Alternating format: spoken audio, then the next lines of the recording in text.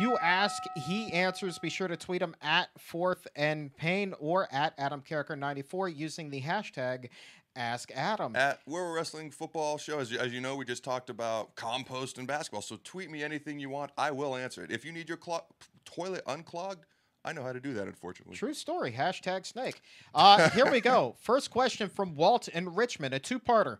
He writes in, hey, Adam, I hear Geno Smith fired his agent after the draft because he wanted to be picked in the first round. Is this a bad sign to the Jets who just drafted him? As far as a bad sign, players fire agents, I don't know. I don't want to say frequently, but it happens. Media, Stephen A. Smith on First Take talked about how he'd fired his agent. Here's what's interesting about this story.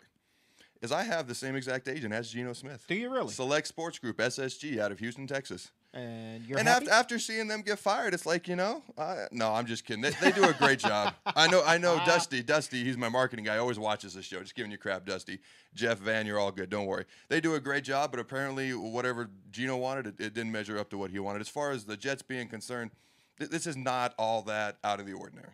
Follow-up question now. Does he beat out Mark Sanchez for the starting job?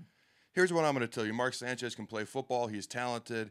He's getting paid a lot of money. And when you draft somebody and basically somebody to replace him and you're still getting paid that much money, it just kind of tells you what the Jets think of you. I still think he can play. I still think he's got an opportunity to win the job.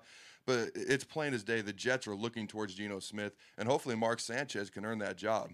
All right, Adam, 20 seconds or less for each of the remaining three questions. We're going to go with Christina in Waldorf. This week, the Caps punched their tickets to the playoffs, completing a remarkable turnaround, and yet all that's being talked about is RG3, the Redskins, and this supposed riff with the head coach. What gives? I don't know what to say. This isn't Canada. Football is king. Hockey players are great athletes. They deserve a lot of credit for whatever reason. People in the United States prefer football.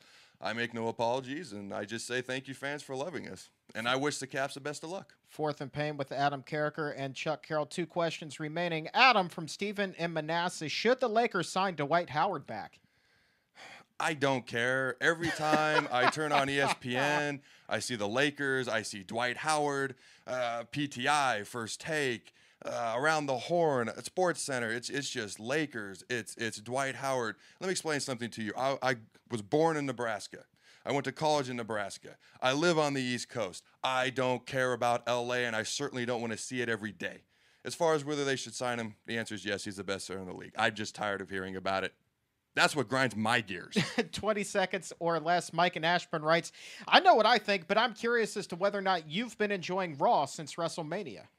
It's been brutal. I'm not going to lie to you. It's been rough. I find myself fast forwarding more often than not through the DVD because I'm never able to watch Raw that same night. I watch it the next day.